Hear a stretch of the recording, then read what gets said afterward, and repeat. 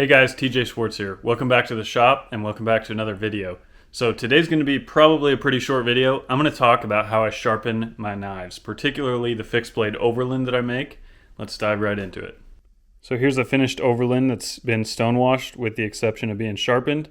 I do sharpen without handles on. Now this is different than what a lot of people do. You do run a slight risk of like cutting yourself when you go to assemble the knife. With a fixed blade, I don't see how that's a big concern because I can assemble these so easily. But for now, I sharpen without the handles on. So this right here is a TW90 belt grinder. It's a great unit. It's really good for sharpening. It can take a lot of material off fast. It can ruin a knife just as fast as it can sharpen a knife. So if you're going to use something as big and beefy as this, just make sure you're careful and you have everything set up correctly. Now I have a flat platen on here that's been reinforced with high temperature glass. So if you look at some of my other videos, I've got a video on installing this glass behind the platen here. And then I've adjusted the table to a particular angle.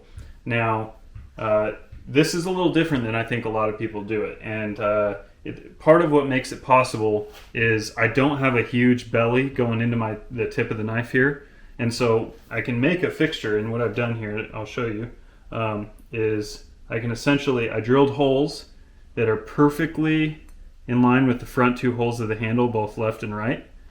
And I stick it on here like this, real careful not to scratch it. And the whole thing's made out of like a Delrin type plastic. And you can hear it kind of click on there. Its tolerance is really tight. These are actually the same barrels I use for assembly. So everything is a nice tolerance fit. So the blade is held perfectly against this part. Now this block is 90 degrees, everything's square. And essentially the way that this angle is set up is such that when I take the knife hanging off the bottom like this and I set it on the platen, here I'll show you up close. I can set it on the platen and I can run up against the belt and I can sharpen.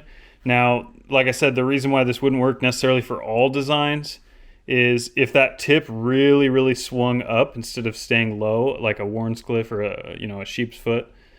If it did curl up a lot, you would need another axis of movement to keep your angle consistent, rocking this left and right. And I've thought of ways to do that, but it's not really applicable for this design. So I can just go straight across and I can just sharpen it like this. And the way the angle is set up is that it's the appropriate angle that I choose, and it's usually between 18 and 20 degrees. I'm going to do some testing to decide which of those two angles or where in that range I should be. But for now I'm doing 20 degrees, and it's been working pretty good. So this is a 400 grit belt. This one's a little bit dull, which I actually kind of prefer. It gives you about the right edge when you've got kind of a lightly used 400 grit belt. So even if it's a new belt and you just hit it with a piece of steel just really quick so that you don't have any really high pieces of abrasive that are going to leave gouges, that's really the only grit you need for sharpening. Now, when it comes to sharpening, it's an art, and honestly, you'll get opinions from everybody that are different. But in my opinion, a little bit of a toothy edge is actually beneficial, and it just depends on what you're cutting. And with an outdoor knife and stuff like that tiny, almost micro serration of a 400 grit toothy edge, I think is better almost than a mirror finish, which can be good for other applications. And so of course after that I'm going to strop it, which I'll show you. But yeah, the other quick side note is, set this over here. I've got an angle finder, and this is how I set the angle of the platen so that it's precise. So this is two essentially rulers with a pivot there that is an angle finder. So if I set it on here, I can totally adjust that to a perfect angle. Now hopefully that's a good view as I go and sharpen this. I just wanted to show you exactly how this works. Now I've got a VFD, which is variable speed on this grinder. The setting on this is 20. It doesn't necessarily correlate to like an RPM or anything, but that's really low on my spectrum of available speeds. And I would recommend whenever you're sharpening, keep it pretty slow because you don't want any heat affecting the edge there. And it'll happen quick. If the belt is too dull, or if you're going too fast, or if you're spending too much time on the belt, you are going to burn that edge. And if it turns a little bit brown, you've ruined the temper. And maybe the knife would still work, but it's no longer at that perfect temper that you originally had at the edge. Now, that being said, I run it dry. I don't dip this in water. I don't feel like I have to. If the belt is sharp enough, I haven't found the need to do that. So some people have asked that, and so yeah, here we go. I'll start it up. Adjust my belt to be centered on the platen here. Make sure it's tracking.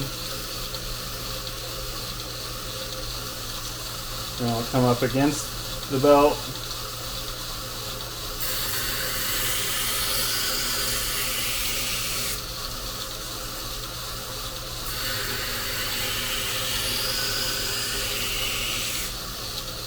Now, hopefully you can see that. Let me turn on another light here. Hopefully you can see that edge start to develop. Now, the trick here is making sure that you know how far to go on one side before switching to the other side. And sometimes you're going back and forth, but the more of these I sharpen, the more I start to understand exactly the height of this sharpened edge that I'm looking for when I'm halfway through the bevel. And these bevels are CNC machine milled, and so my edges are always the same. And so I just kind of remember in the back of my mind how high I need to climb before I'm about halfway. If you keep going, obviously you're going to start to shrink your blade, and if your knife is designed to be taller and you start shrinking it, your edge is going to start to be thicker and thicker and thicker behind the edge, and it's just going to change the design of your knife, which you don't want. So you can also look right here at the top of the edge. You're looking for halfway across.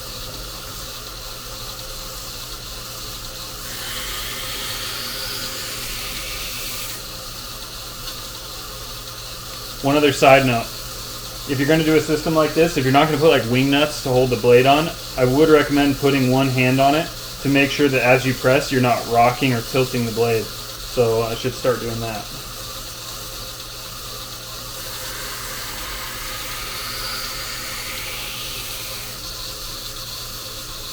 Now obviously it's taken me quite a few passes to get to where I want to be. Part of that is, like I said, this is a little bit of a dull belt and I'm running it really slow. I'm okay with that. I'm just going to, sneak up on it.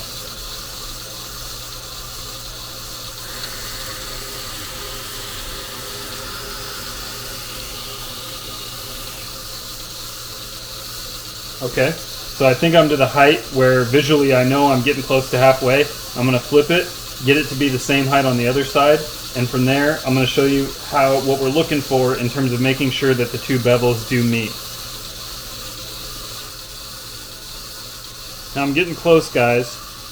An immediate giveaway that I haven't quite made it is if you hold it up to a light bulb. I've got a light source right here, and you look directly down the edge, you'll see reflections off the still flat portion, so I can still see little bits, a sparkle going across there of where it's still flat. So I got to keep going.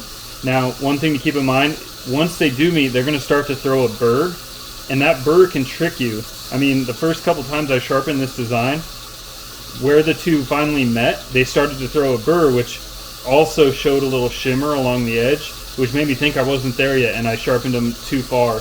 And so one way to keep track of whether that's happening or not is on the off side, the back side that you're not sharpening on, also check, and you'll feel, especially with your fingernail, you'll start to feel the burr because it's going to throw to the opposite side once the two meet. So you're checking for that burr and you're checking to see if they've met right here. So now that I've got this edge where I want it, I can tell that it's met all throughout the edge. You can also take your fingernail and go backwards like this and feel for any snags. And I'm feeling pretty good there. Now I'm going to take it and I'm going to strop it. I'm going to show you how I do that. So you can use a power stropper. You can get a leather belt for the grinder that can strop it. Right now I'm just using this. It's just some green fine grit compound rubbed onto this piece of leather that's glued to a wooden block. And then take this guy. Now you're drawing away from the edge like this. You're going to switch sides a lot, and you want to be careful. If you're pushing too hard, you can roll your edge over and it'll actually lose sharpness. So you're trying to feel for the right angle too, and it just takes a little bit of practice to begin to feel where the right angle is. You're just going to go back and forth. I'd say probably 20 times on each side with a lot of alternation. Now, like I said, you're going to throw a burr when you do the belt sander. And so that burr, we're going to slowly work it away, back and forth, and it'll kind of bend back and forth, and the burr will eventually kind of like shear off. And so if you stay on one side forever, the burr is just going to push to the opposite side and stay there. So the more you alternate, the more likely you are to remove that burr. Okay, so I've got it sharpened with a 400 grit belt. I've got it stropped to where I'm comfortable. Again, when you're stropping back and forth, you're trying to remove that burr. You will see the burr will appear on both sides. So like when you swipe it, the burr will push up towards you and you'll see a little glint of it. And then when you flip it and do the other swipe, it'll push the opposite way and you'll see a glint of it again. Again, you're trying to remove that. You can also, when you take your fingernail and push along it, feeling for any rough spots, you can actually kind of scrape the burr off if it's kind of being really annoying and it just keeps going back and forth and fluttering on you.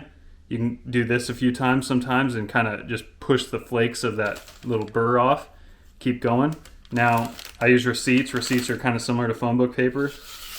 So that's what you're looking for. And that's that's 160 thou thick blade, relatively thick, but you have, sharp enough to just glide right through. And if you go slow enough and start at the back and go towards the front, you'll feel it. If you catch any little dig, it's either still a remaining part of that burr or it's, something with the sharpener you haven't quite reached all the way through.